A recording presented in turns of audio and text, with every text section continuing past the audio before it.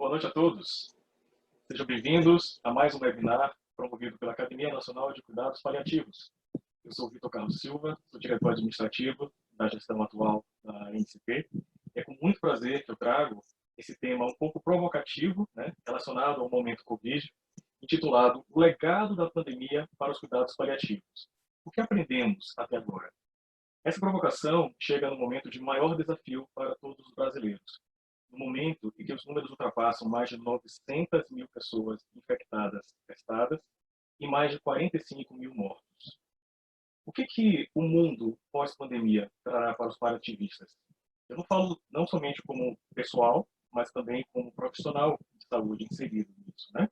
No momento em que novos hábitos estão sendo incorporados, hábitos de convivência, hábitos de higiene, hábitos de manipulação de alimentos, de materiais, hábitos de comportamento. Como será o nosso novo normal?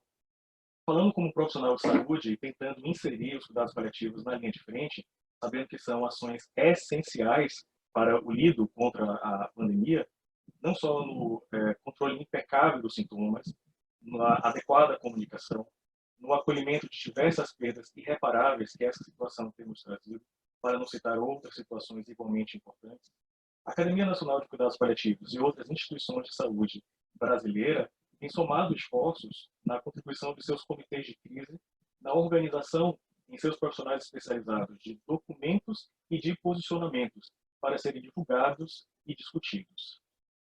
Para falar sobre isso, os nossos dois convidados, profissionais experientes como paliativistas, trarão diferentes cenários, igualmente com seus desafios, nos seus dois Nordestes.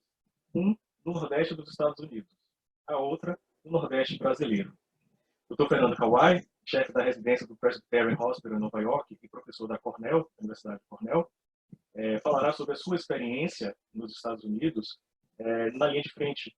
E depois a doutora Mirela Rebelo, paliativista, geriatra, dará a sua experiência no Instituto Materno e Infantil do Pernambuco, o IMIP, e juntos trarão esse panorama de ações em cuidados paliativos como uma das grandes lições que nós deveríamos ter aprendido desde o início da pandemia, lá na Ásia, passando pela onda europeia, pela onda americana e agora na onda brasileira.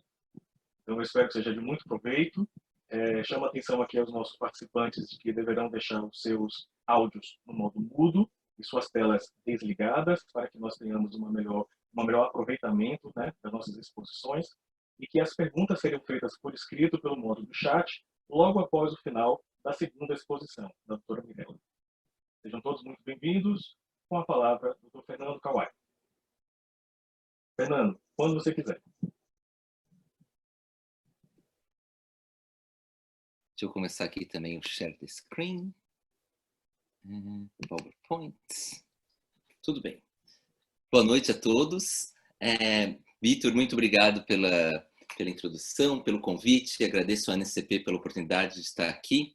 E vou estar falando um pouquinho da minha experiência, tanto em Nova York, e recentemente eu voltei para a minha terra natal, São Paulo.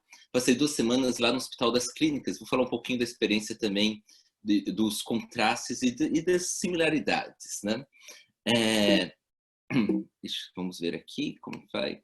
Vou falar um pouco do trabalho de equipe. Cuidados paliativos é trabalho em equipe, e mais do que nunca, essa pandemia não é uma coisa de uma eu-equipe, é um trabalho de equipe, Existe uma mortalidade imensa, acho que todo mundo está vendo os números de mortos subindo, então é óbvio que uma doença com tamanha morbidade e mortalidade, cuidados paliativos são uma parte essencial. E também um pouco da telemedicina, Aqui estamos fazendo um webinar de Nova York, vocês no Brasil inteiro. Muita coisa mudou com a pandemia, inclusive a telemedicina, vou falar um pouquinho disso. O Nordeste dos Estados Unidos é bem diferente do Nordeste do Brasil. Adoro o Nordeste do Brasil, mas economicamente é um outro mundo aqui. A gente gasta 3,4 trilhões de dólares por ano em saúde. Só em saúde a gente gasta quase o dobro do PIB do Brasil, para vocês terem uma ideia. É claro que temos uma população maior, mas mesmo per capita, a gente gasta mais de 10 mil dólares por pessoa nos Estados Unidos contra 920 dólares no Brasil. Então, importante saber que mesmo no coração do sistema mais rico do mundo, nós chegamos na beira do caos. Vou falar um pouquinho da loucura que foi a pandemia aqui. Eu estou aqui no Nordeste dos Estados Unidos, a área mais vermelha. Estados Unidos, o primeiro número de casos do mundo, né? Mais de 1,7 milhões, mais de 100 mil mortes. Eu estou na área mais vermelha do Nordeste americano, que é a cidade de Nova York. Mais de 21 mil mortos, 208 mil casos. E dentro da cidade de Nova York, eu estava no lugar mais quente. Só para vocês terem uma ideia, no meu hospital, a gente teve 3 mil mortes em um hospital. Eu trabalho em Queens, ele é o bairro mais populoso de Nova York, com 2,3 milhões de habitantes. Quando você pensa em Nova York, você pensa no Empire State, no Central Park, nos museus, mas o que passa aqui, muitas vezes, Queens não é aquela Nova York riquíssima. Nós temos uma população super interessante, até uma das razões que eu escolhi, que eu sou mestiço de italiano com japonês, né, brasileiro, eu me sinto super bem porque tem um monte de imigrantes, 140 línguas pelos censos em Queens. Meu melhor amigo é um iPad com tradutor eletrônico, sabe? Ele me contata com tradutores ao vivo de vídeo, com dialetos do mundo inteiro. E esse pessoal, o que são? Lavadores de prato, faxineiros, trabalhadores assim de construção, pessoal simples. E não chega a ser uma condição de comunidade, favela, mas eles moram em apartamentos super apertados, porque Nova York o aluguel é caríssimo. Tem até casos que um trabalha no turno noturno, o outro trabalha no turno diurno, eles dividem a cama. Até fica complicado quando um tem um dia livre, porque não tem onde dormir. Vocês têm uma ideia. É óbvio que gente viajando do mundo inteiro, inclusive da China. Nosso primeiro caso veio da China, tem uma comunidade chinesa imensa, espalhou que nem fogo. E a gente não teve tempo de se preparar. No bairro, é um bairro super denso, só tem 2 Level 1 Trauma Centers. Eu trabalho num deles. Aqui é o New York Presbyterian Queens, onde eu trabalho. Foram algumas fotos em abril. Eu lá no começo da pandemia. Isso foi logo que eu voltei. Eu tive Covid também no final de março. Me recuperei em 2 semanas, graças a Deus. Voltei para força total, para o pico. Meu hospital, a gente tem 510 leitos de base, mas aumentamos para 610, 95% era Covid. Durante o pico, a gente tinha pelo menos 100 macas na emergência, teve dia que tinha 150 macas. Às vezes, 20 pacientes entubados na maca. A gente criou um serviço móvel de UTI para tentar cuidar do pessoal entubado, em droga vasoativa, hipóxico, na maca, até a gente conseguir vaga de UTI. Aumentamos as vagas de UTI de a base de 40, fomos para 150 leitos de UTI e estava lotado, a gente sempre tentando abrir novas vagas. Tinha 30 Rapid Response Team, que tipo um paciente instável, hipóxico ou hipotenso, ou Cold Blue parada a cada 12 horas. No pior dia, eu lembro que teve 3 paradas ao mesmo tempo, lá pelas 2 da tarde. A gente nem sabia para onde ir, sabe? Tava uma loucura. 3 mil mortes em um hospital. Eu fiz residência no Hospital das Clínicas, e isso me lembrou muito a emergência do Hospital das Clínicas lá nos anos 90. Um mar de macas, um monte de gente instável. Nunca pensei que ia ver isso nos Estados Unidos, mas foi o que aconteceu em abril. A principal, não foi só expandir os leitos, mas acho que um enorme desafio foi como que a gente vai proporcionar equipes para todas essas UTIs e enfermarias. Então a gente colocou neurocirurgião, endoscopista, endocrinologista, reumatologista, cardiologista, todo mundo na clínica ou na UTI. Cirurgiões, colocamos até residentes de odontologia, dentistas no PS. Eu, que trabalhei com paliativista por 9 anos, voltei para a clínica médica, porque eu falei, se tem um neurocirurgião, me voluntariei. Mas, e todas as enfermarias subespecialidades viraram clínicas. A gente não tinha mais, assim, cardiologia, urologia, ginecologia, virou tudo clínica médica Covid. O hospital inteiro se transformou no covidário. Primeiro aprendizado foi como que você junta uma equipe para trazer uma coisa que eles nem estavam acostumados a lidar com uma onda de morte e sofrimento. Eu gostei muito do exemplo que meu amigo, vocês devem conhecer, o Dr. Daniel Forte. Ele foi o presidente da gestão anterior da NCP. Ele também é o coordenador lá do Sírio e ele montou uma UTI lá no HC. com o que eles fizeram? Eles transformaram vários andares do HC, um foi o Einstein, outro foi o HCOR, um foi o Sírio. Eles pegaram cirurgia bariátrica, pessoas que nunca tinham visto UTI. Quando o paciente ficava um pouquinho mal, mandavam para a clínica ou para a UTI, recém-formados, e os médicos eram o pessoal mais experiente lá do Sírio, né? E ele montou uma equipe, e num dia antes de abrir a UTI, estava todo mundo assim, meio branco de medo, né? Ele levou eles para uma varandinha ali fora e falou: olha, vamos estabelecer falar um pouquinho do que vai acontecer. Nós vamos entrar no Vale das Sombras. Encontraremos muito sofrimento e morte. Mas nós vamos entrar juntos e vamos sair juntos. Trabalho de equipe. Levante a sua cabeça e lembre-se do que vocês estão fazendo, é um ato de heroísmo. Vocês estão arriscando a sua própria vida, arriscando a vida das suas famílias, fazendo coisas que vocês não estão muito acostumados. Isso é um ato de heroísmo. É normal ter medo, mas também lembre-se que é um ato de heroísmo. E ele estabeleceu regras que eu acho que são válidas para qualquer equipe de cuidados paliativos, ou equipe de administração, ou equipe de UTI, que eu gostaria de compartilhar. Respeito. Não importa qual a patente do profissional, todos devem ser respeitados. Você pode ser o faxineiro, você pode ser a enfermeira, o auxiliar, o médico, todo mundo tem que se respeitar. Eu não sei, você pode me ajudar? A gente vai fazer um monte de coisas novas, não precisa fingir que você sabe tudo, isso na verdade é potencialmente perigoso. E mais importante, ele falou, olha, se o auxiliar não sabe o que está acontecendo, pede para a enfermeira. A enfermeira não sabe o que está acontecendo, pede para a chefe da enfermagem. O chefe da enfermagem não sabe o que está acontecendo, pede para o médico de plantão. O médico de plantão não sabe resolver, vai para o médico. Então, estabeleceu uma linha clara de perguntas e escalonar, porque é óbvio que eles estavam tratando com bomba de infusão, ventilador, pronar paciente. Foi um aprendizado imenso e tinha que ter uma hierarquia clara e as pessoas tinham que poder perguntar, né? Desculpe, eu errei. E ele começou falando, eu já errei várias vezes na minha carreira, com certeza vou errar de novo por aqui. O erro não é para ser escondido debaixo do tapete, o erro é uma oportunidade para a gente aprender e peça desculpas e vamos aprender de forma que a gente não aconteça de novo. Então, uma cultura de que reconheça o erro e trabalhe para melhorar é importante. E reconhecimento, né? Acho que muitas vezes na administração a gente chama as pessoas para dar um pito, isso aqui estava errado, mas é legal você falar, olha, você viu uma coisa, isso aqui foi muito legal, obrigado, bom trabalho, reconhecimento. Como que ele colocou isso em prática? Olha, primeiro óbito deles, acho que as enfermeiras nunca tinham visto alguém morrer. A cirurgia bariátrica. Entrou um câncer metastático, choque, drogas ativas, processo de morte. Né? Eles nunca tinham visto paciente morrer. O paciente faleceu. O que ele fez? Ele falou, olha, ligou para a esposa.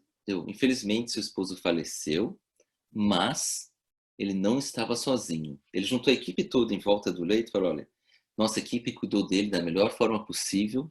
Aqui estão as enfermeiras, os auxiliares, a equipe multi. Mostrou todo mundo. Então, num momento difícil, não era culpa de uma pessoa, mas ele compartilhou isso com a equipe. E sabe o que a família fez? Obrigado por cuidarem dele e tudo. E criou um senso de equipe, né? Isso foram, né, o Vale das Sombras, né? A morte e o sofrimento, mas eles tiveram casos que nem esse, que até a paciente autorizou a compartilhar essa história. Uma gestante de 26 anos, 24 semanas de gestação, menino, João, vai ser o nome dele, pneumonia, insuficiência respiratória, intubada, hipóxica, pronaram, insuficiência renal, precisou de diálise, ela quase morreu. Mas eles trabalharam juntos, estudaram ela de 7 dias, e olha só como eles estão fazendo as altas lá.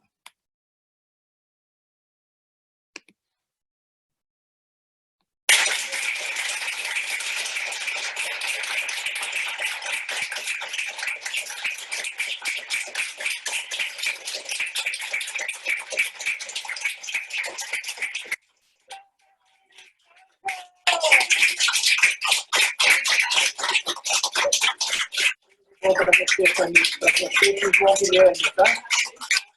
Muito bom, felicidades para vocês. Muito obrigada, gente.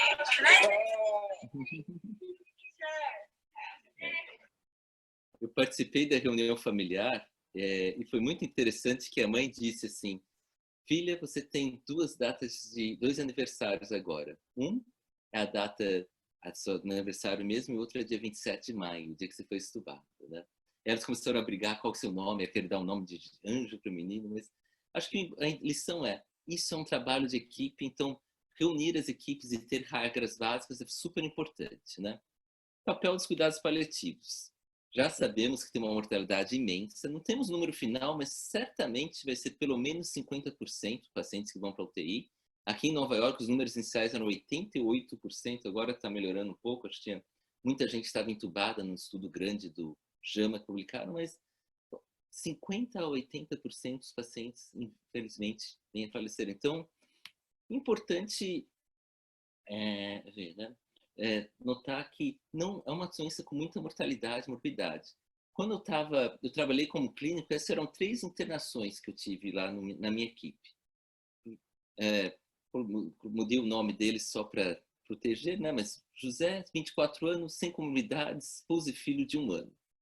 Dona Maria, 84 anos, hipertensão, independente para as atividades diárias, mas detestava o hospital, não queria estar conectado na máquina, falou: doutor, me tira daqui do hospital, detesto isso. E um outro paciente, 74 anos, câncer metastático de pâncreas acamado. Será que a gente tem que tratar eles da mesma forma? Se você seguir um modelo que você tenta curar todo mundo e chama ele só cuidados paliativos exclusivos, final de vida, não vai dar certo. Eu acho que muito do que a gente pode oferecer nos cuidados paliativos é um paciente de 24 anos, esse você se comunica com a família, mas ele vai ser candidato a UTI, diálise, ventilação mecânica. Aquele paciente a gente mandou para ECMO, foi para Colômbia, graças a Deus ele foi bem, mas ele estava péssimo, candidato a tratamento total. Já a minha senhora de 84 anos, fizemos antibióticos para pneumonia, tratamos eletrólitos, controlamos sintomas. Aliás, controle de sintomas fundamental, tanto para os pacientes mais jovens, como aqueles que já são mais para cuidados proporcionais, muita dispneia, a gente está usei muito opioide, e foi interessante que minha experiência com opioides foi que os pacientes precisaram de doses altas. Eu tinha pacientes que eu achava que eles iam ser entubados, mas eu dei opioide só para minimizar o sofrimento deles. Foi engraçado, acho que com a venodilatação, diminuição do trabalho respiratório, muita gente acabou segurando a intubação, e foi uma experiência similar que o pessoal do Mount Sinai teve também. Então, acho que controle de sintomas, dispneia é absolutamente fundamental. Mas, por exemplo, muitos pacientes a gente estabelece aqui nos Estados Unidos: não vamos intubar, não vamos ressuscitar, com autorização da família. A gente são cuidados proporcionais, não está dentro dos objetivos do paciente, a mortalidade é imensa, então a gente faz cuidados de apoio, tratamento clínico, mas não manda para UTI, isso fica determinado no prontuário. E tem aqueles pacientes com câncer pancreático, metastático, que o COVID é só mais uma coisa num paciente que já está em situação terminal, e claramente você pode mandá-lo para mais um controle de sintomas, cuidados de final de vida. E é muito interessante que mesmo esses pacientes, a gente viu muita gente melhorando. Eu trabalhei na enfermaria de cuidados paliativos do Hospital das Clínicas. O doutor Ricardo Tavares tem os números, mas de 15% a 20% dos pacientes iam lá para morrer, mas adivinha o quê? Com pouco antibiótico, hidratação, controle de sintoma, melhoravam, iam de alta. Às vezes, less could be more na medicina, né? Menos intervenções, às vezes o paciente acaba vivendo mais. Então, lembrar que cuidados paliativos não é necessariamente só final de vida, às vezes os pacientes vão bem, né? Telemedicina, com certeza. Aqui, olha, só para você ter uma ideia, no meu hospital, isso aqui são as visitas tradicionais, caíram totalmente. Visitas de telemedicina, a gente está fazendo 200 por dia, telefônicas 400 por dia. Muito interessante que no início era só para Covid, mas agora hipertensão, diabetes. Os pacientes gostam de ficar em casa, os médicos gostam de fazer isso de casa. Então, acho que veio para ficar, muita gente vai estar fazendo muita telemedicina, né? Isso são usados no hospital. Eu tenho um amigo que trabalha com telemedicina no Brasil. Olha o que aconteceu, eles foram de 400 para 3.000 visitas por dia. Era um convidado virtual, mas agora já está sendo ainda 3 a 4.000 visitas por dia. mas 50% Covid e 50% como se fosse medicina da família. Então, acho que isso veio para ficar e vai ser incorporado, acho que no nosso currículo. Acho que já estava vindo, mas a pandemia trouxe isso mais forte ainda, uma nova especialidade médica, o virtualista, né? Muitos pacientes ainda estão com medo de vir para o hospital. A gente vai ter que apoiar, usar tecnologia. Aqui nos Estados Unidos a gente tem pulseiras que fazem eletrocardiograma, aparelhos que medem pressão e saturação. A gente mandou muita gente para casa com monitoramento de saturação em casa, telemedicina. E acho que vão ter que criar um novo currículo. Até no HC eles estavam prestando consultas virtuais de UTI, o intensivista ligava para o pneumologista para ajudar a pronar, ajudar a ajustar o ventilador, e vai ter muito mais. Então, acho que, e aqui estamos nós, eu dos Estados Unidos, fazendo um seminário para vocês, as coisas mudaram, né? Acho que isso talvez seja um legado positivo da pandemia, né?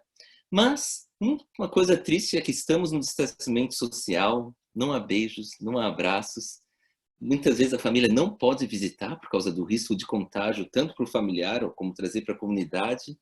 O que fazer quando o paciente não pode visitar?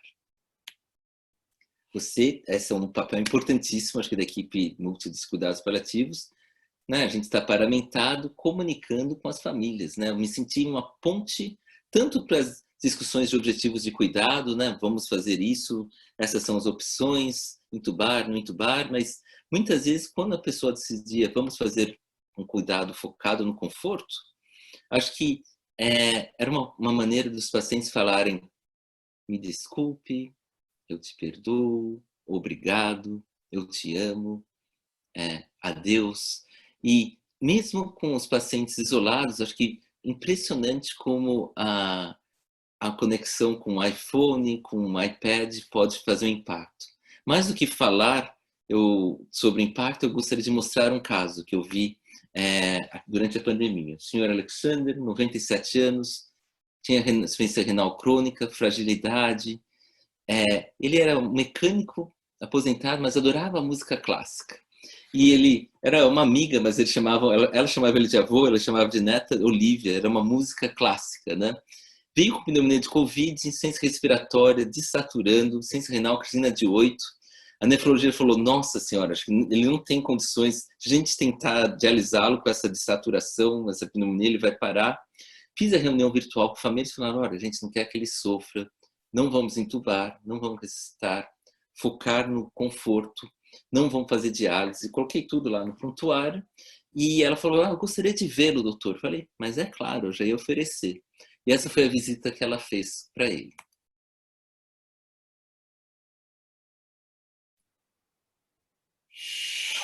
Thank you, Alexander. Grandpa, thank you so much for everything. I'm sorry that we couldn't go to visit you. Grandpa, don't worry about your rent. I will take care of your apartment. Alexander, how are you, Alexander? Good to see you, Alexander. Grandpa, did you hear the music I played for you? God loves you. Jesus loves you. I pray for you, okay? I don't want you to suffer anymore. I'm going to pray how great love are for you. Grandpa.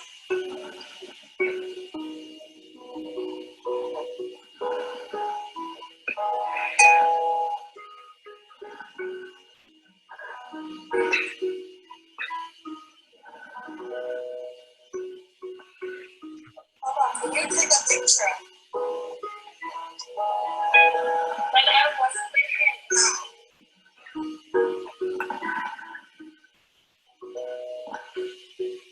Grandma, I love you. This is Olivia.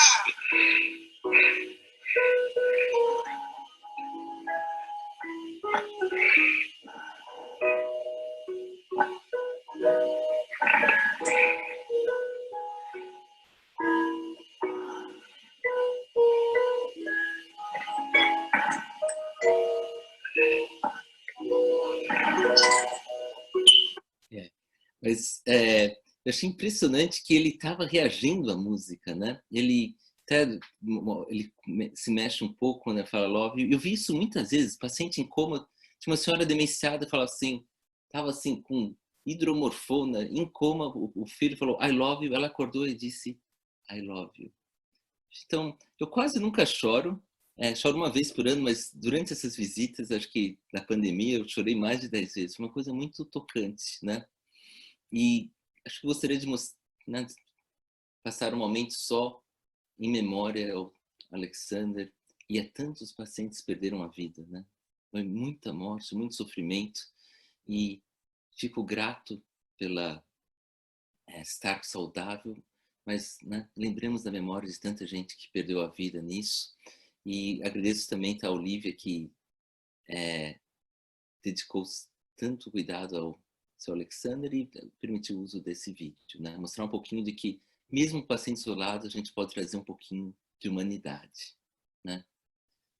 E agora eu gostaria só de terminar falando de que, olha só, mesmo com tanto sofrimento, às vezes você consegue achar algo novo dentro da medicina. Eu, paliativista por 9 anos, mandava alta ou para hospice ou para pacientes morrer. E tudo bem, eu gosto muito de cuidados paliativos, é uma coisa necessária, mas eu fui para a medicina, eu era clínico, entusiasmado, tentava curar as pessoas.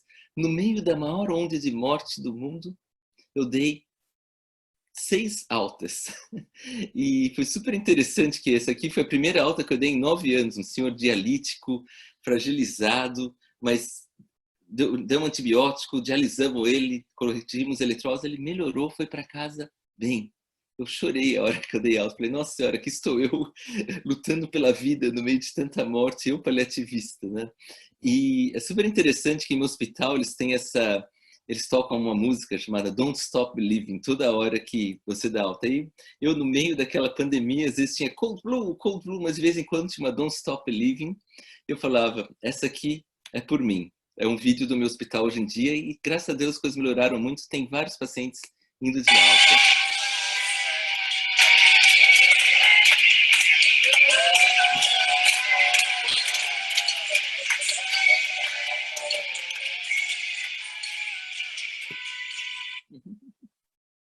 E termino agora, desculpa, eu fui um pouquinho acima do tempo, mas acho que assim, estamos num perigo, abismo do Covid, né? Mas valeu a pena, tudo vale a pena se a alma não é pequena.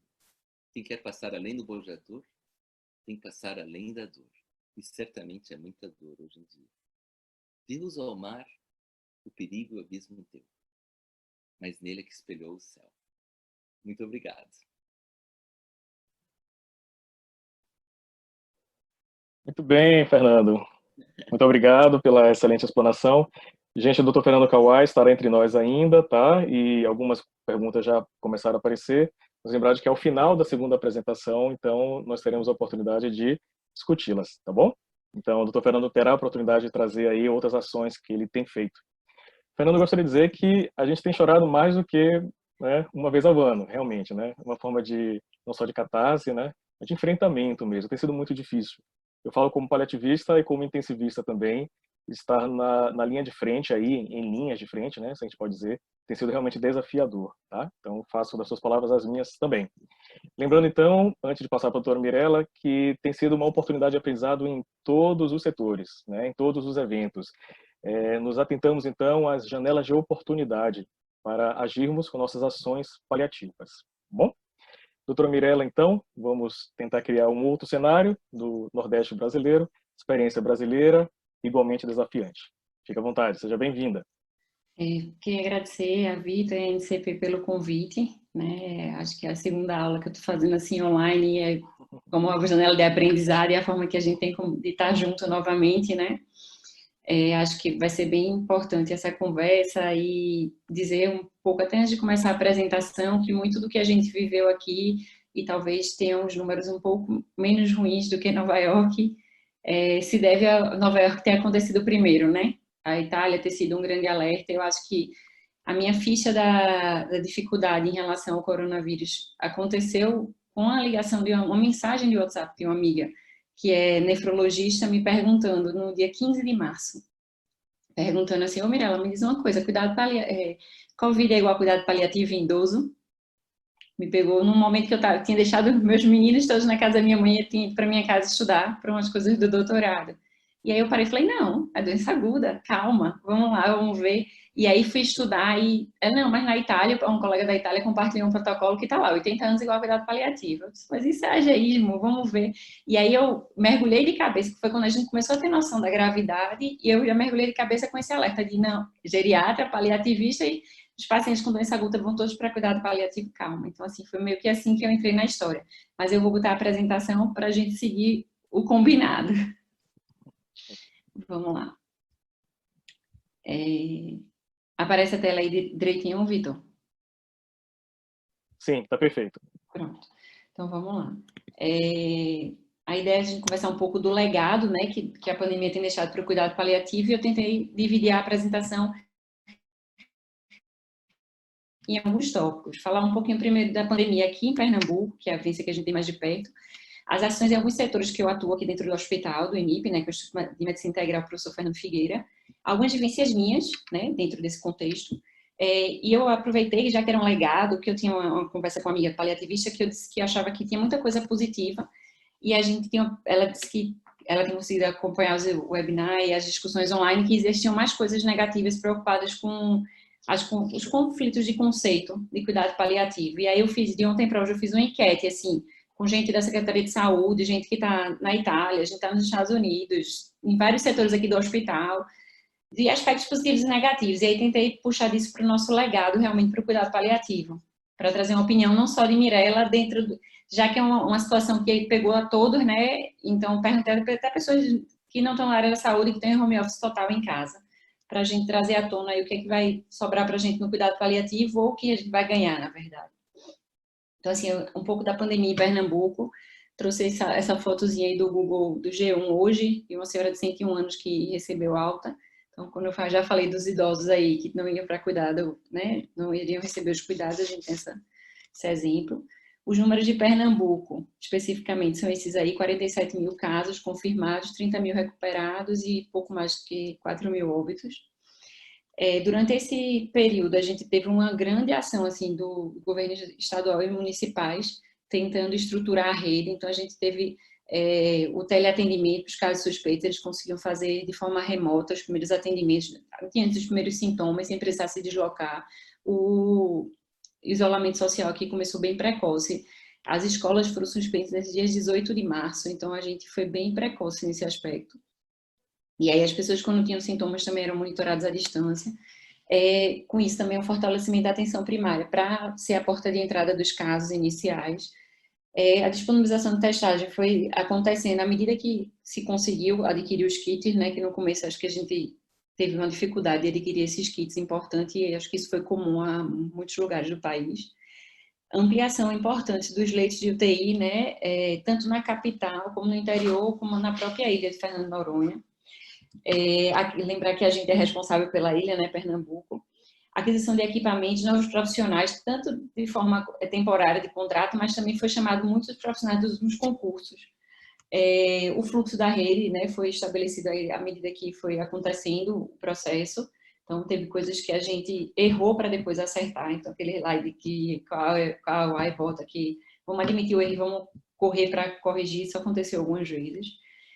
Visitas e reunião com família remota foi autorizado pela Secretaria de Saúde, que antes a gente não tinha o hábito, né, de usar telefone para entrar em contato com a família. Pelo contrário, a gente sempre pedia para eles virem até o hospital para a gente fazer as discussões, enfim. E aí isso foi autorizado pela Secretaria de Saúde, como também uma recomendação específica para as declarações de óbito, para que elas fossem fornecidas, para evitar ao máximo aquele causa desconhecida, né, que fosse feita a autópsia verbal, e muitas capacitações. E, assim, nessas capacitações, a gente viu uma onda de solidariedade muito grande. Então, assim, nem sempre partia só da secretaria, mas vinculada à secretaria, às secretarias municipais. Então, teve uma da SAEP, que é da Sociedade de Anestesia, muito interessante, que eles abriram lá, colocaram 3 manequins e abriram totalmente para a rede e fizeram várias coisas à distância para treinar intubação rápida, sabe? Fazer crico. Então, até a gente se candidatava para ajudar em algum setor, a gente tinha essa possibilidade de treinar os procedimentos. E o CREMEP tem uma participação que eles foi bem atuante junto à Secretaria de Saúde. Eu trouxe essa recomendação específica porque foi um trabalho também da Câmara de Cuidado Paliativo, e eu acho que depois vai sobrar dentro do legado um pouco disso também, que foi um fluxo de acesso à UTI, que é esse aqui que a gente tentou criar. Foi um trabalho conjunto da Câmara de Cuidado Paliativo, Cuidados Intensivos, Oncologia, Nefrologia e a própria diretoria do CREMEP, que a gente tentou tirar desse foco da idade para triar para um leito. Então, chegando numa situação de colapso, como é que a gente ia criar uma fila de priorização? E aí, nessa recomendação, além de ser criado esse fluxo, foi criado um score para tentar criar essa lista de uma forma que acessasse os mais graves e com maior potencial de reversibilidade. E dentro dessa recomendação, vinha uma recomendação para que se começasse cuidado paliativo precoce, falava de sedação paliativa, que são temas, inclusive, que eram tabus, né, para serem colocados assim abertamente numa recomendação, e foi posto nessa recomendação, e isso foi uma repercussão bem positiva na rede, dos profissionais se sentindo amparados para tomar uma decisão de forma transparente, sabe? Então, isso foi bem interessante. Dentro do hospital que eu tô, ele é um hospital, o IMIP é um hospital de mais de 1000 leitos, né? Tem um CACOM aqui dentro, tem um serviço de transplante importante. Então, é um hospital quaternário bem importante aqui na rede. Atende, a princípio, a gente ia ser UTI e leitos, né, para mulheres grávidas com Covid, e no final a gente hoje tem 50 leitos só de UTI para Covid, fora a repaginação assim, do hospital como um todo. Então, eles criaram um comitê de crise, né, ampliou-se esses leitos de UTI, e assumiu também gestão de unidades fora do próprio complexo hospitalar. Então, a gente tem tomado conta né, o hospital, a IMIP tem tomado conta de outros hospitais fora, as estruturas provisórias. Nessa história de que ampliou os leitos de UTI, a gente teve que remodelar o hospital como um todo. Então, para ficar o prédio Covid free, muitas enfermarias foram realocadas de lugar. Acho que não eram de situações eletivas, né, como a gente do cuidado coletivo, da oncologia, da geriatria. A gente foi para outro prédio. Foi criado um grupo de apoio para as famílias, com esses 50 leitos de pacientes internados. Então, para se comunicar com as famílias, foi criado um grupo com a equipe da psiquiatria, com os residentes da psiquiatria, os staffs e o pessoal de serviço social, que eram responsáveis por entrar em contato diariamente com as famílias e fornecer as informações, e isso ainda está acontecendo, né? Foi adiado os procedimentos eletivos como um todo. O direcionamento do ambulatório foi muito para a questão do teleatendimento, tentando fazer o atendimento à distância, disponibilizar as receitas, e só vinha ao hospital realmente casos essenciais para vir, que realmente demandava ou exame clínico ou receber uma medicação, como o pessoal do hospital dia, da quimioterapia, enfim, a diálise, enfim. A triagem do acesso aos pacientes aos setores do hospital. Então, foi criado sistemas de triar o paciente para ver quem estava com sintomas. Eventualmente, tinha paciente que dizia que não tinha sintoma e, de repente, estava tossindo dentro da sala de QT, sabe? Então, até a gente criar uma cultura de educação em relação a tudo isso, demorou um pouco, mas se conseguiu. O fluxo de atendimento dentro do próprio hospital. Então, qual é o setor que é Covid, qual é o setor que é não Covid, o paciente de alta da UTI vai para que setor. Então, isso foi tudo muito discutido. Treinamento de equipe e o grupo de pesquisa mesmo específico para Covid. Aí, nos setores que eu atuo, a gente teve o treinamento das equipes, fornecimento de EPI. Então, muita parte dos EPIs foram fornecidos pelo hospital e outros por iniciativa de solidariedade, de pessoas que estavam em casa e produziram face shield, máscaras, enfim. Dentro da assistência domiciliar, a gente tomou uma atitude bem precoce, assim, ainda em março, de identificar a fragilidade social. A gente tem em casa assistência domiciliar 180 doentes, 180 vagas. No início de março, a gente tinha 142 doentes, e a gente procurou as fragilidades sociais, qual era a dificuldade que esses doentes teriam para se manter em casa, né, no período da pandemia. E aí a gente disponibilizou cesta básica, material de higiene pessoal, orientou como é que diluía água sanitária, como é que fazia a limpeza do ambiente, forneceu máscara, ainda não era nem uma recomendação, tinha todo um dilema em relação à máscara de pano, mas a gente forneceu para os pacientes. A gente teve desses 142 até agora, né, desde março, 7 óbitos, que parece um número muito bom, né, assim, diante da situação, toda morte a gente lamenta, mas diante da possibilidade que esses 180 são a maioria acamado, paciente com doenças graves, cuidado paliativo avançado, enfim, o que se diz grupo de risco, né, mas pacientes frágeis. Então, eu acho que o número parece ser pequeno, a gente só vai saber quando a gente comparar com outros serviços, que a gente não vai conseguir fazer isso agora. um reforço nas diretivas antecipadas. Então, os pacientes receberam ligação, falando da situação, explicando que caso viessem a ter sintomas, os que não tinham indicação de UTI, foi discutido prévio. Então, antes mesmo de apresentar qualquer sintoma, se conversou com o doente, né? Qual era a perspectiva, o que é que ele achava, qual era a opinião da gente enquanto profissional de saúde, né? Quanto equipe, quanto médico, se achava que esse paciente deveria, né? O cuidado dele devia ser proporcional numa unidade de enfermaria e não UTI. Isso foi discutido previamente com os doentes. E atendimento remoto antes do presencial. Então, antes de visitar os pacientes, a gente tentou fazer sempre esse atendimento prévio, para ver realmente se necessitava da visita. Até porque, no início, né, a gente sabe que a contaminação aconteceu muito mais ou para os profissionais de saúde, ou, assim, a gente, aqui no começo, começou a ter dentro do hospital, antes de ter nas comunidades que a gente visita, né, coronavírus. Então, assim, a gente acabava sendo um veículo, realmente, e a gente se preocupou de poupar os pacientes de visitas que não fossem essenciais. No ambulatório de ortogeriatria e cuidado paliativo, boa parte se transformou em teleatendimento, realmente só veio presencial quem foi essencial, e foi feito importante por doutora Gilma da oncologia e apoiado por todo mundo de aquisição de máscaras, né, entre a sociedade, para distribuir para os pacientes, doentes e familiares, para que eles realmente conseguissem se manter isolados, já que a gente não consegue sempre 1,5 metro de distância e aquelas outras recomendações. E a enfermaria de cuidado paliativo, a gente teve que sair porque todo mundo conhece como uma casinha de cuidado paliativo, a gente foi para uma outra enfermaria, hoje a gente perdeu 5 leitos, mas foi para um prédio Covid-free, para evitar a contaminação do paciente, porque na unidade que a gente anterior, foi o andar que ganhou 40 leitos de UTI no hospital. E as aulas e reuniões todas se tornaram online. Aí as minhas vivências, assim, quando profissional de saúde, né, eu atendi, né, em ambientes não Covid, eu tive casos de Covid, tanto no domicílio, ambulatório, teleatendimento e enfermaria, tanto aqui no hospital como fora. Em setores Covid especificamente, eu cheguei a dar plantão na UTI, um período que estava mais escassez de profissional.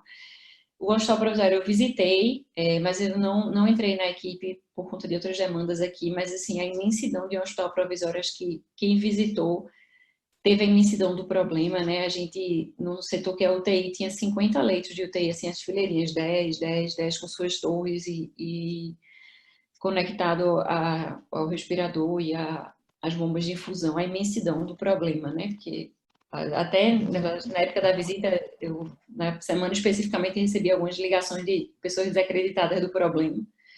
E aí você ser confrontado com a imensidão do que está sendo feito para cuidar e os leitos ocupados.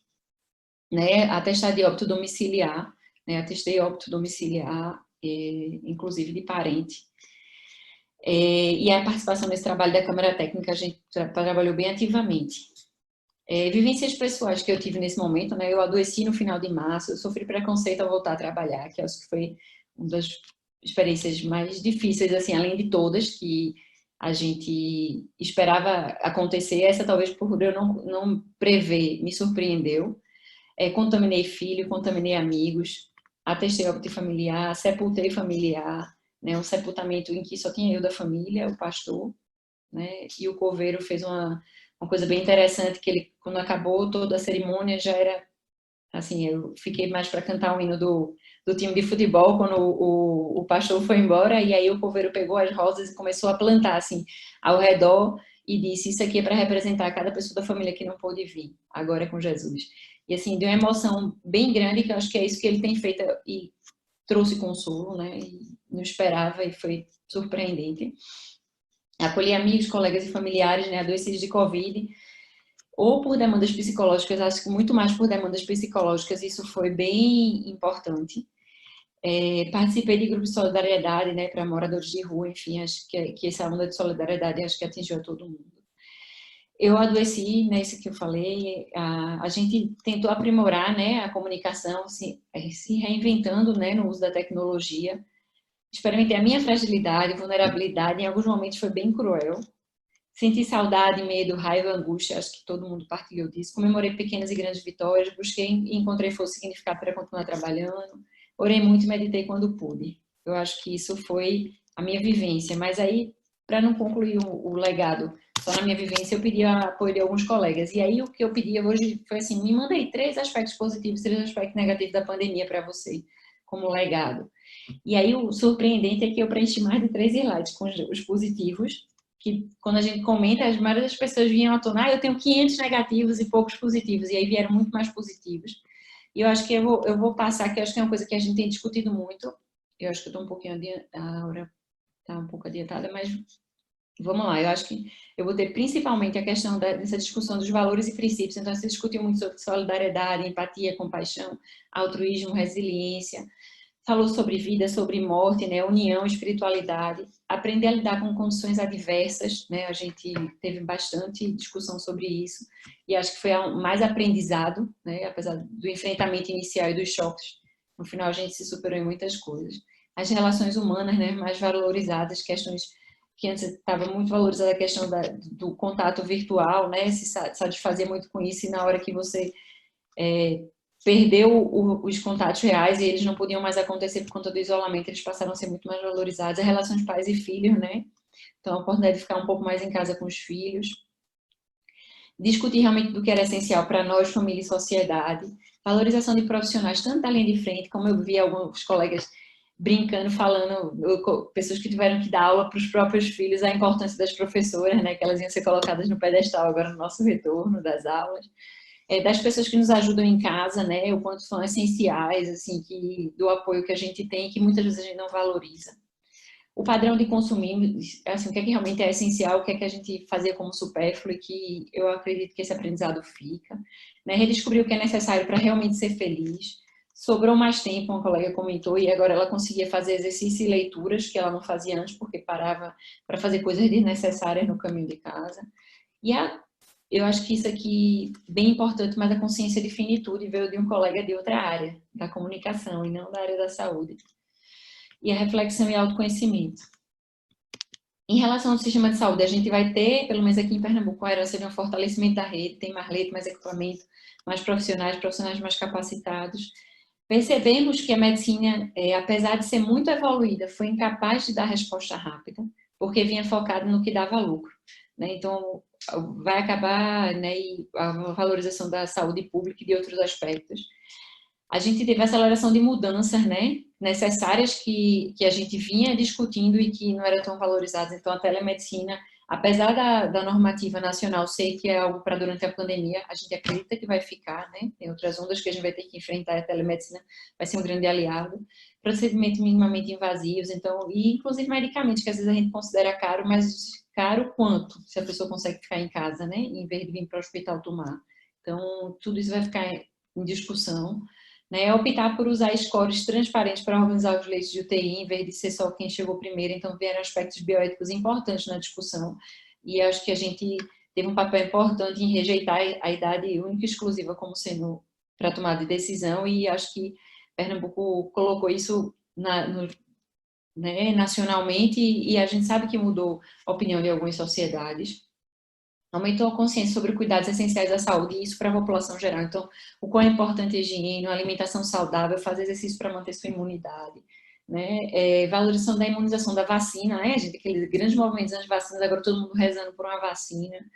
Importância do trabalho multidisciplinar, isso, assim, muito forte, né? Que, às vezes, o médico estava lá no seu pedestal e não reconhecia o trabalho em equipe, e Fernando brilhantemente apresentou aí da importância do trabalho em equipe, né?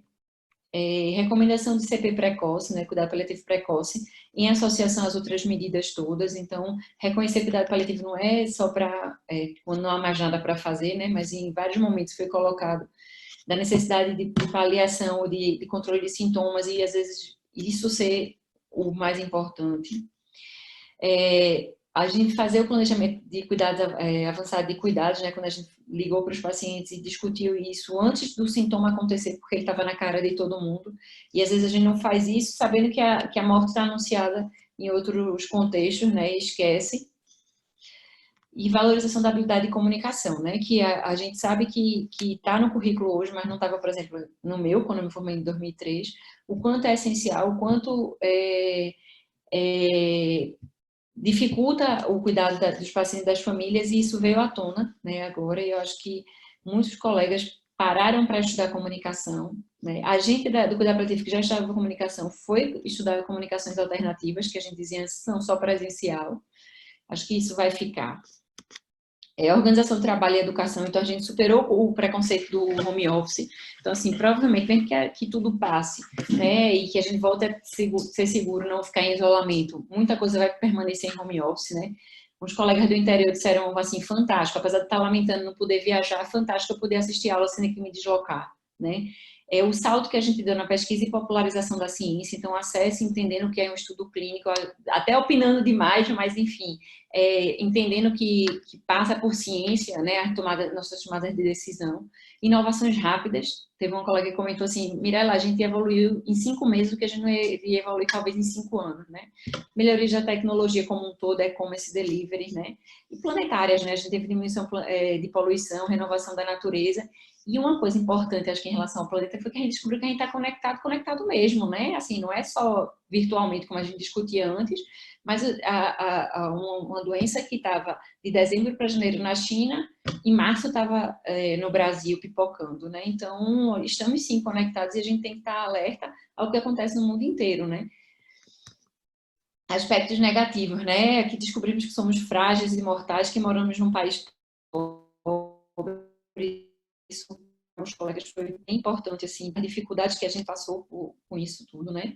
Que falta educação para compreender conceitos básicos, né? Isso todo mundo sabia, mas não era assim, importava a todo mundo, né? E isso se tornou importante para todo mundo. Problemas de produção e entrega de insumos para a saúde como um todo.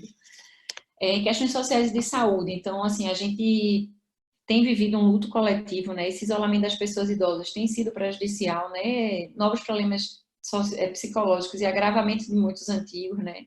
Piora de doenças crônicas, perda de funcionalidade entre os idosos, adiamento de diagnósticos e procedimentos. Então, a gente vai enfrentar aí algumas ondas de problemas que vão vir porque foram adiados.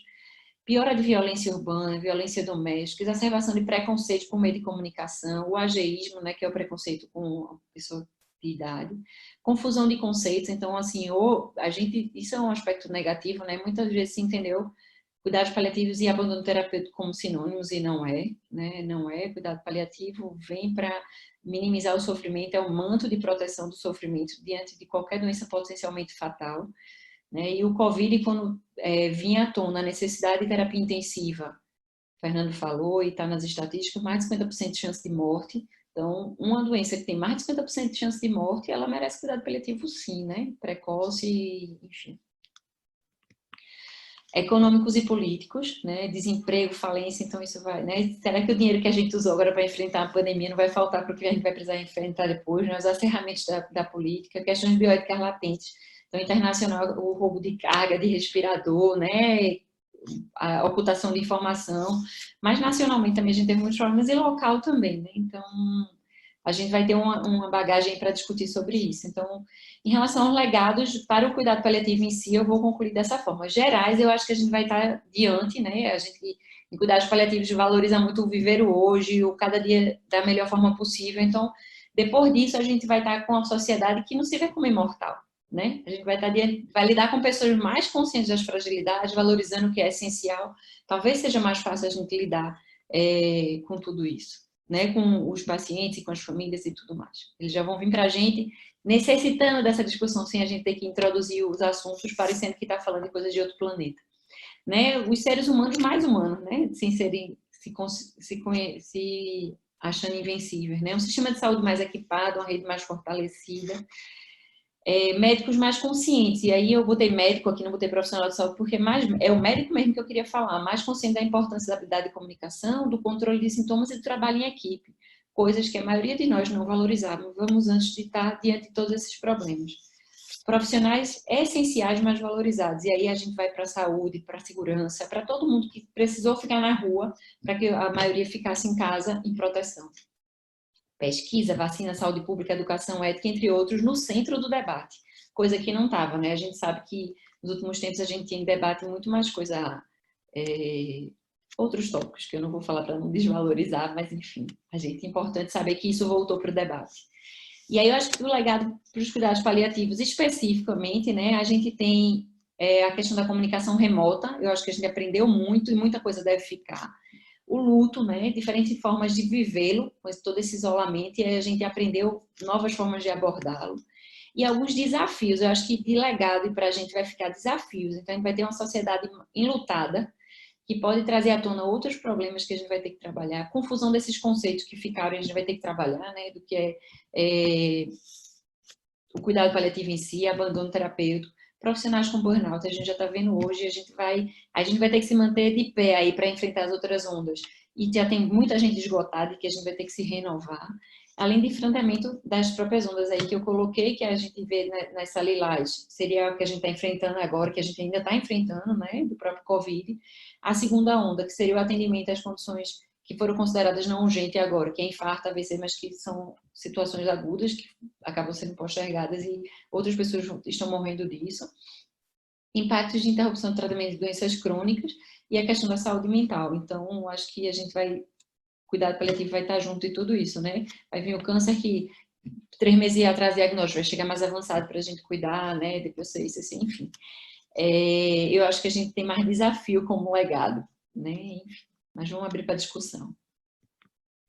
De recado, eu queria deixar, né, de mensagem final, acho que não sabemos exatamente o que o futuro nos reserva, mas vamos escolher olhar para ele com otimismo, né? Porque eu penso que a gente vai ter muitos desafios. Mas eu botei essa mãozinha aí porque eu acho que a gente já está olhando essa luzinha lá atrás, que eu acho que em março era um céu negro que estava na nossa frente, a gente não sabia direito do que vinha. E agora acho que a gente já consegue enxergar essa luz. Bom, era isso que eu tinha para compartilhar com vocês. Muito bem, Mirela, muito obrigado pela sua excelente apresentação. Eu acho que todos nós temos enxergado realmente alguma luz a partir dessas discussões, né? Nós já estamos, na verdade, começando a fazer uma rede de integração em relação à comunicação das ações paliativas, né? Muito bem, gostaria de convidar também o Fernando Kawai para a gente poder começar a nossa rede de perguntas, né?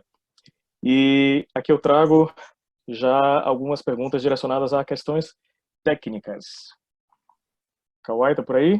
Estou aqui, mas ele não está me deixando começar meu vídeo. Acho que a Lu tem que me autorizar Tudo bem. para o vídeo. Mas teremos o seu áudio, pelo menos, né? O áudio está tudo bem. Tá. Tá bom.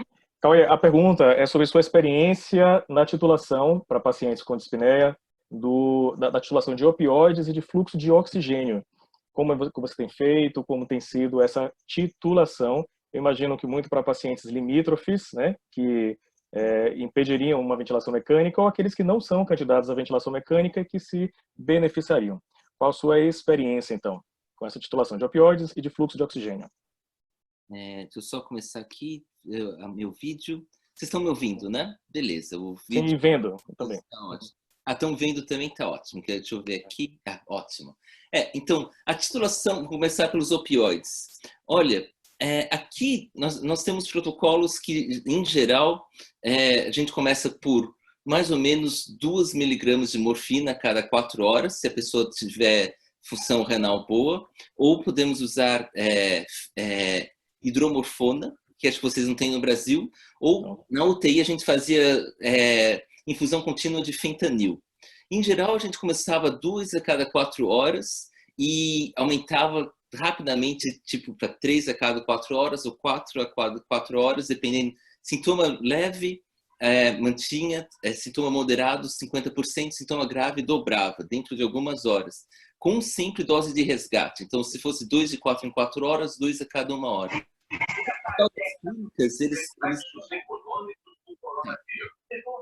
Acho que alguém tem que estar mudada. No Hospital das Clínicas era interessante que eu vi o pessoal começava com uma bomba contínua, porque é difícil para a enfermagem dar o IV push, né, a cada 4 horas. Eles faziam algo em torno de uma dose um pouco menor, em torno de 10 miligramas a cada 24 horas, mas sempre com dose de resgate. O importante, tanto que da minha experiência no Presbyterian, em Mount Sinai, a gente notou que muitos pacientes precisavam de titulação agressiva. A gente dobrava a dose e algo que, assim, isso não é um case report, não é um estudo randomizado, controlado, mas foi muito interessante que eu tive vários colegas que notaram que, começando o opioide, o paciente melhorava a dispneia. sabe? Tinha muita gente que a gente achava que o paciente ia ser entubado, ia morrer, e se começava o opioide, ele dava uma relaxada. E eu tive vários casos de intubação paliativa que o paciente estava assim, miserável, a gente começava o opioide, a gente geralmente dá benzo também, lorazepam, a gente dá lorazepam de 1 miligrama de 4 em 4 horas, mas seria mais ou menos o que vocês têm no Brasil, acho que Dormonide, né, algo do tipo. Mas os dois conjuntos, tivemos vários pacientes que ficaram vivendo dias depois da intubação paliativa. E lá no Hospital das Clínicas, como eu disse, 15 a 20% dos pacientes foram de alta. A gente vinham com uma dispneia terminal, começava o opioide, dava antibióticos em infecção secundária, dava um pouco de corrigir eletrólitos, mas muita pessoa melhorava, sabe? Então, adoraria ter um estudo controlado, mas pelo menos na nossa experiência limitada de colegas, estão vendo muitos resultados bons. Oxigênio, a gente começa com a cânula nasal, aí a gente vai para máscara, aí a gente vai para non-rebriefer, aquela máscara, não sei como que é o nome em português, aquela com a... Não inalante. Não inalante. E aí, quando você precisa de alto fluxo, a gente acabava colocando a não inalante como alto fluxo, porque tinha um risco de você disseminar, né? VNI, se o paciente tem um nível de consciência baixo, acaba sendo muito ruim em risco de aspiração. A nossa experiência com VNI não foi muito boa, porque muitos desses pacientes estavam já, quando chegavam em hipóxitos, eles não conseguiam colaborar muito. E a gente tentou pronar também, pronar antes de intubar, né? Pronação antes, consciente, mas principalmente para os pacientes que estavam em delírio, idosos, ele melhorava um pouquinho, mas ele virava de novo. Então a gente acabava sendo meio que uma estratégia para postergar a intubação, quando a gente não estava dando conta de todas as intubações, mas não vi muitos casos que a pessoa na pronação consciente melhorou sozinha. Foi mais tipo assim, deu uma segurada, né? Então foi o que a gente... Mas uma vez mais, é uma doença nova. Assim, a minha experiência foi de que opioides foram muito úteis, a experiência de muitos colegas foram, mas sempre, quando você está usando o opioide, monitore de perto para efeitos colaterais, diminua a dose, você vê toxicidade, mas também, se o paciente está com muito sintoma, eu recomendo escalonar rapidamente, porque por mais, por pior que a pessoa esteja, no mínimo controlar os sintomas, eu acho que é parte do nosso dever como médicos, né? Perfeito, Cauê. Muito obrigado. Beleza. Bom, Mirela, na verdade, mais de uma vez essa pergunta apareceu aqui, né? Não só para o nosso chat, mas também para o meu celular. Perguntar assim, Mirela, por favor, fala mais sobre o grupo de apoio criado para o suporte das famílias, incluindo serviço social e psiquiatria. Como é que foi essa experiência para você aí? O seu áudio, Mirela, por favor. Na verdade, isso foi uma iniciativa da equipe da psiquiatria, aqui do hospital, junto com os residentes, e eles criaram um plantão. Os residentes da psiquiatria vêm à tarde para o hospital, recebem o feedback da UTI do que realmente está acontecendo e faz o atendimento, né? Eles fazem um teleatendimento com as famílias dentro do canal do hospital, ligam e explicam o que está acontecendo, tiram dúvidas, e aí ficou como se na ponte, em vez de ser receber uma notícia às vezes corrida, né, de quem está na UTI, até porque o plantão da UTI é assim, bem agitado, né? Então, a mensagem não conseguia acontecer completamente lá. E aí teve esse suporte para dar as notícias mesmo e apoiar. E o interessante é que, assim, as famílias, como criaram a escala de plantão, então nem todo dia era a mesma pessoa, mas as famílias conseguiram vincular com os residentes. Aí o suporte para os residentes agora está sendo dado por Zilda, que é a colega da gente que está em home office. E é especialista em comunicação, né, do grupo, enfim, está dando suporte para os meninos e tá, assim, a riqueza que está sendo para os residentes da psiquiatria também essa vivência, sabe? Porque é diferente as comunicações que eles fazem, né? Nessa situação aguda, eu acho que tem sido diferente. Mas é isso, foi um grupo que foi criado no ambulatório aqui do hospital, faz por telemedicina, teleatendimento, as famílias identificam os problemas que podem estar acontecendo pelo fato da família estar, né, sem a informação, sem poder viver, enfim, e recebe informação do paciente.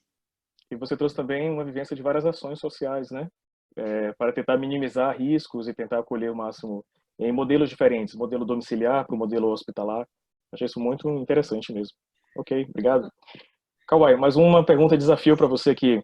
Alguém lembrou muito bem sobre a 13ª edição do podcast da NCP, trazendo sobre escassez de recursos em alguns cenários de cuidados paliativos. Na sua opinião, isso alteraria parâmetros para a aplicação de cuidados paliativos? Elegibilidade? Então, é interessante notar que, assim, muitas vezes cuidados paliativos são associados com cuidados de final de vida, né? Mas eu acho que falei claramente que eu acho que cuidados paliativos devem ser oferecidos para qualquer doença grave. Covid é uma delas. Então, mesmo o paciente estando lá para UTI, você precisa ter apoio emocional, controle de sintoma, né? Unificar a mensagem das equipes. E agora, no lado da escassez, a gente teve colapso aqui, né? Não vou mentir, tivemos colapso. Eu participei, mas eu acho que numa condição de escassez, o que achei que foi super importante foi eu coordenei com o chefe da UTI, o chefe da clínica, o chefe dos hospitalistas e o chefe da ética.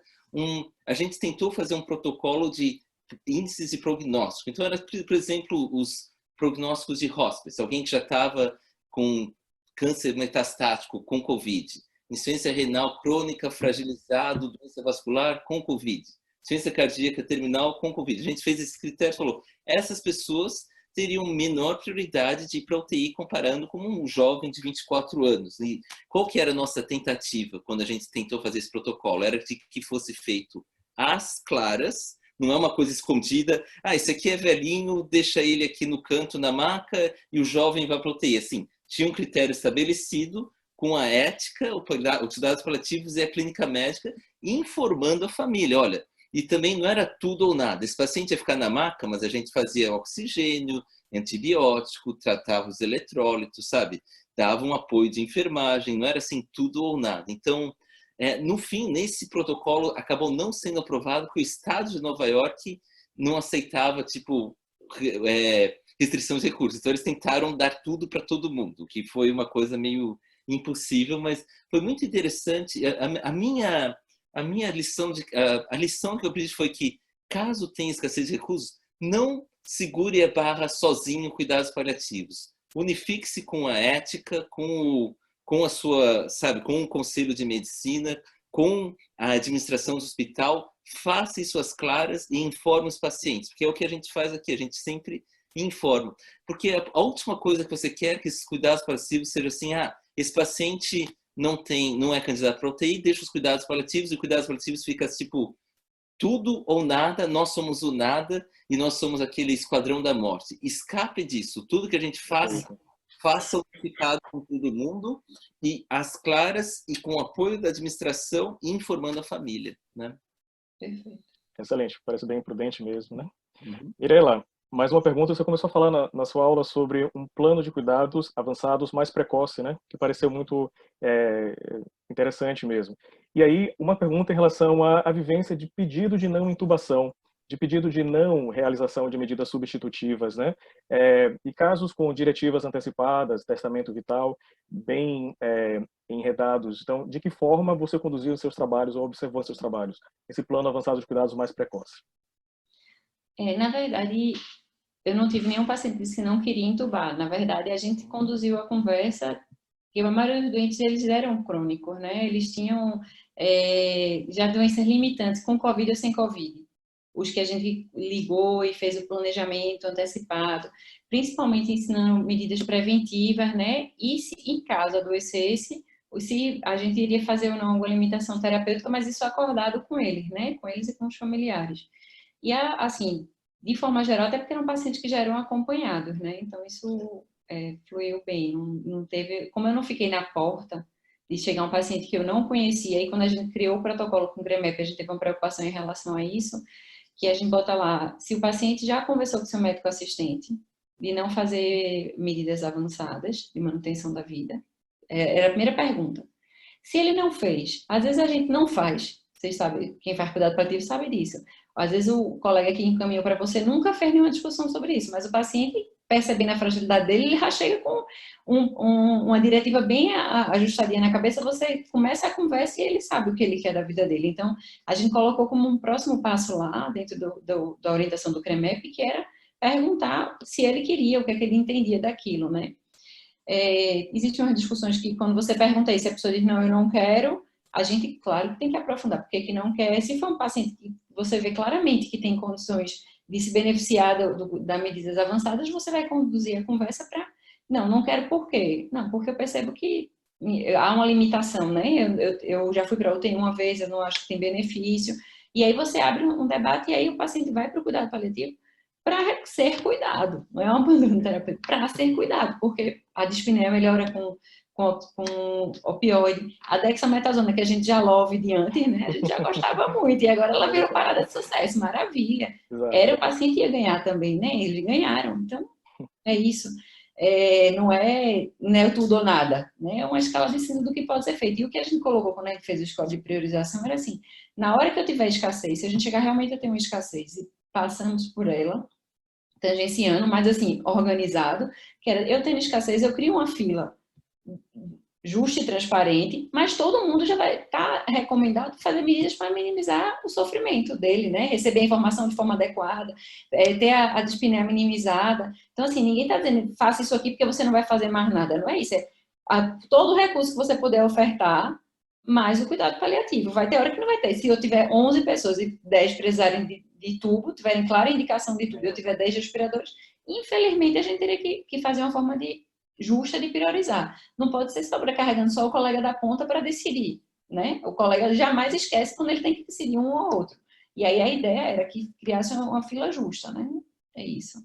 Perfeito. E o plano avançado de cuidados para todos, né? Eu acho que essa é uma forma congruente, né, dentro dos princípios bioéticos, de proteger o indivíduo mesmo. Eu acho que ambos responderam de forma bem adequada algumas perguntas que vieram sobre sinônimo de cuidado paliativo como terminalidade, vocês responderam bem, sobre a necessidade de implementar competências de cuidados paliativos ao longo de toda a jornada do paciente, independente do modelo de assistência, emergência, UTI, enfermaria, casa, né? Muito bem. Agora uma pergunta para os dois, tá bom? Na percepção de vocês, qual o papel da atenção primária à saúde no contexto da pandemia? E aí cita uma provocação em relação ao manejo de saúde da família, atenção domiciliar, pode ser falado do Brasil também, mas deshospitalização desses pacientes. Como foi a experiência de vocês na deshospitalização e no caso da atenção primária também? Quer falar, Fernando? Cauê. Então, eu vou antes. Bom, aqui, acho que assim, nós tivemos, graças a Deus, a gente tem muito recurso tecnológico, né? Então, muitas vezes a pessoa chamava lá o SAMU, né? 911, aí eles já checavam a saturação. Se o paciente estava saturando, eles faziam o teste lá mesmo, checavam a saturação e falavam, olha, nós não vamos levar você para o hospital, mas vamos te conectar com a medicina de família. Você fica medindo a saturação todo dia e vamos conversando com o seu médico e se você desaturar, a gente te leva para a emergência. Então, acho que a medicina, a telemedicina, serviu como uma primeira barreira para a gente. Aquele monte de pessoas que iam ficar lá na fila da emergência só se contaminando ou piorando, a gente conseguiu mantê-los em casa graças ao saturômetro portátil, às visitas domiciliares de enfermeiras. Então, acho que ele foi super legal como uma primeira onda de triagem. Se você está hipotenso, hipóxico, esse aqui vai entrar. Você está mais ou menos estável, fica aí, se isola, a gente dá notícias de isolamento, hidrata, trata com sintomático, etc. Né? Colhe um exame de sangue, colhe o exame em casa. E para os pacientes que já estavam, a gente discutiu o objetivo de cuidado, era um idoso, falava, olha, detesto o hospital, esse Covid aqui, Covid ou não Covid, quero ir para casa, morrer em casa, a gente tem o que a gente chama de home hospice, né? Que são cuidados paliativos domiciliares e basicamente cuidados de fim de vida domiciliares, né? Então você tem visita de enfermeira, auxiliar de enfermagem, cama hospitalar, entrega de remédio em casa, oxigênio em casa, toda a parte de, sabe, fraldas.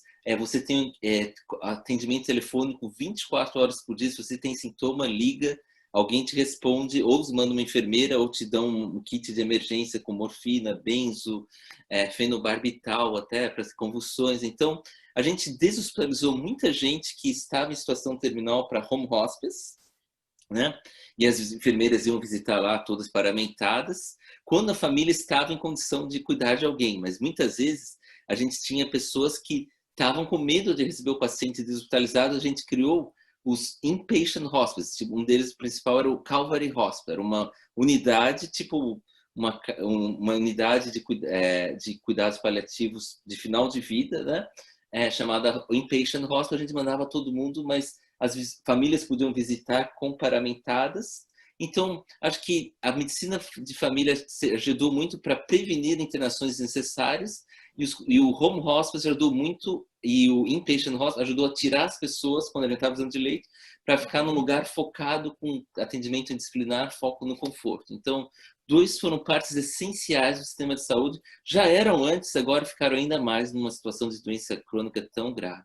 Mirela? Perfeitamente. E Mirela, o pós-Covid, como é que foi para deshospitalizar? A gente, na verdade, os pacientes que internaram, que a gente acompanha da oncologia e do cuidado paliativo, da assistência domiciliar, acabaram falecendo. Então, que realmente, os que internaram eram menor quantidade, né? A deshospitalização aqui dentro do hospital, a gente não teve enfermaria de pós-Covid, então eles iam para um provisório que a gente estava tomando conta, que fica praticamente do outro lado da rua, que é a enfermaria. E para casa, a gente recebeu alguns doentes da rede que receberam alta, inclusive de outros hospitais, a gente atendeu na assistência domiciliar, porque nem sempre é coincidente o território que a gente cobre na assistência domiciliar com o que a gente dá alta aqui no hospital, sabe? Mas acho que a gente teve um pouco esse papel, mas não tão assim, o fluxo tão fluindo como o Fernando falou, dele lá. E a atenção primária foi essencial, né? Eles foram porta de entrada para os pacientes e teve o teleatendimento para monitorá-los. Mas a gente, infelizmente, não conseguia fazer saturação de todo mundo em casa, né? E um dia teremos um aplicativo para tudo isso, né? A transição ainda é um desafio mesmo, né? Muito bem, estamos nos aproximando do final. Fernando, tem uma pergunta direcionada para você sobre denominação mesmo. O que o professor chamou de cuidados paliativos plenos é o que alguns profissionais chamam de cuidados paliativos exclusivos. O que é que o senhor acha sobre esse termo? Se é prudente, costuma usar? O que você acha sobre o termo? Excelente pergunta, e até eu usei e já me arrependi na sequência. Na verdade, é engraçado que, vou até falar da controvérsia aqui. A gente tenta fugir, nós cuidados paliativos, palliative care, a gente tenta fugir do hospice. Porque hospice é cuidados fim de vida, e a gente quer vender cuidados paliativos como cuidados interdisciplinares para pessoas com doenças graves, em qualquer estágio da doença, mesmo enquanto estejam recebendo tratamentos curativos. No Brasil, acho que eles usam, talvez o termo mais prudente fosse cuidados de fim de vida, né? Para você não misturar cuidados paliativos do que um cuidados plenos. Que o cuidados plenos, você pode falar, plenos, você pode estar plenos no começo da doença, né? Ou exclusivos. Eu acho que então, acho que talvez eu acho que seja um vício de linguagem, principalmente que eu não exerço muito no Brasil, mas eu estava pensando no hospice, né? E talvez eu acho que um termo melhor seja cuidados de fim de vida, em vez de cuidados paliativos plenos, porque a gente não quer que cuidados paliativos seja associado com final de vida only, né? Não, apenas. É legal que seja também lá no começo da doença, como a gente sabe, né? Você tem que ser concomitante. Então, retiro a palavra dos plenos e vou mudar agora o slide para cuidados paliativos, cuidados de final de vida. Obrigado pela correção. Muito bom, professor, obrigado. E Mirela, uma última pergunta para você. Eu compilei duas perguntas em uma. Fala um pouco sobre a participação da psicologia no seu dia a dia e o cuidado com os enlutados diante de tantas perdas. Dentro dos pacientes da gente, né, prévios, tem o serviço de psicologia, faz o apoio domiciliar, tem no ambulatório, tem visita pós-óbito, tem todo um sistema. Para os pacientes que internaram nessas UTIs que foram montadas agora para a rede, ficou com a psiquiatria e quando identifiquem, caminho para o serviço de psicologia do hospital, para a psicologia geral. Aí a gente não assumiu esses. A gente já tem um bocado. Entendido. Bom, considerações finais para os nossos convidados, desde já agradecendo a excelente participação. Eu posso dizer o quanto que eu aprendi, né? Então, o aprendizado para mim só cresceu hoje e tenho certeza de que para muitas pessoas que estiveram aqui presentes, aproveitar para poder divulgar o nosso Congresso Brasileiro de Cuidados Paliativos, será no modelo digital. Será, então, do dia 4 ao dia 7 de novembro de 2020, Congresso da NCP. A tela está compartilhada para o conhecimento de vocês e a página já está no ar. Então, faço agora o convite para a despedida. Kawai, Mirela, fique à vontade. Bom, acho que falamos muito de saúde mental, então vamos lembrar do autocuidado também, né? E acho que eu, assim, gosto muito da filosofia budista. Tem uma história budista que eu me lembro muito durante essa pandemia, né? Estava um soldado lá na Guerra Antiga e um inimigo jogou uma flechada. Pá! Ah! Aí tem a dor da flechada, né? Puxa, isso aqui doeu. Mas aí tem a segunda dor, que é: por que que teve a guerra? Por que que meu general me colocou naquele lugar? Por que que o inimigo atirou justamente em mim? E ele vai ver e eu vou me vingar e eu vou matá-lo. E isso vira... E muitas vezes a segunda dor é muito maior do que a primeira. Então, acho que a vida nos mandou uma bela flechada. Covid. Isolamento social, desemprego, dor, morte. Mas também, muitas vezes fica aquela... por que aconteceu isso comigo? Por que o governo fez aquilo? Por que não sei quem falou aquilo? E às vezes isso vira, né, uma coisa imensa. Então, nós não temos a escolha sobre a dor que o Covid nos trouxe, mas talvez nós tenhamos uma escolha sobre como a gente vai reagir a tudo que está acontecendo. Então, o primeiro passo talvez seja observar as suas reações, né, e ver o que é dor mesmo e ver o que é você estar ali, né, naquela raiva, naqueles sentimentos de vingança, naquele porquê ou ele vai ver, ou porque ele disse. E, sabe, eu acho que é um problema complexo, então a solução vai ser complexa e envolve escutarmos uns aos outros. E no momento de tanta polarização, talvez entender um pouco uns aos outros, ir um pouco mais para o caminho do meio, talvez seja o caminho, né? E o primeiro passo talvez seja não ficar tanto na elucubração mental ali. Algo para se pensar.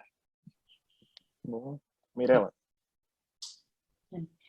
Eu acho que, de mensagem de despedida, considerando a primeira e a segunda dor que o Fernando falou aí, acho que a mensagem que eu vou deixar aqui é das ligações que eu recebi de colegas que não são médicos ou que estavam em casa, em home office, e às vezes ligavam para mim dizendo: Mirela, mas e aí, como é que vai ser, pelo amor de Deus, e agora? Se você concorda com o isolamento, você concorda com isso, você concorda com aquilo? Aí, e desesperada, e estava triste, e deprimida, e tudo que o Fernando falou da segunda dor. E aí, desde março, é quase um lema: arranja o que fazer. Vai meditar, vai fazer doação. Olha, estou levando comida para o venezuelano. Separe comida aí que eu vou passar para pegar. Ó, tem um monte de criança lá sambuda, me manda umas roupinhas. Então, assim, todo mundo que me ligou para lamentar a segunda dor, eu arranjei serviço. Então, assim, eu acho que a gente tem muita coisa para fazer, muita, entendeu? Então, quem estiver sentindo muito forte a segunda dor, arranja o que fazer, ocupa a cabeça, que tem muita coisa que é preciso ser feito, né? Dentro do cuidado coletivo, fora do cuidado coletivo, dentro da nossa casa, fora da nossa casa. Então, vamos cuidar que a gente vai sair de tudo isso, espero que melhor do que a gente entrou. Excelente provocação. Paliativistas são provocativos, né? Então vamos agir. Bom, com essa mensagem, eu dou por encerrado o nosso segundo webinar da Academia Nacional de Cuidados Paliativos. Fiquem ligados, então, para a programação do próximo e das próximas ações em conjunto. Uma boa noite a todos. Muito obrigado pela participação. Boa noite. Obrigado, Vitor. Obrigado, Mirela. Foi um prazer. O prazer foi meu. Prazer foi nosso. Tchau, tchau. Tchau, pessoal.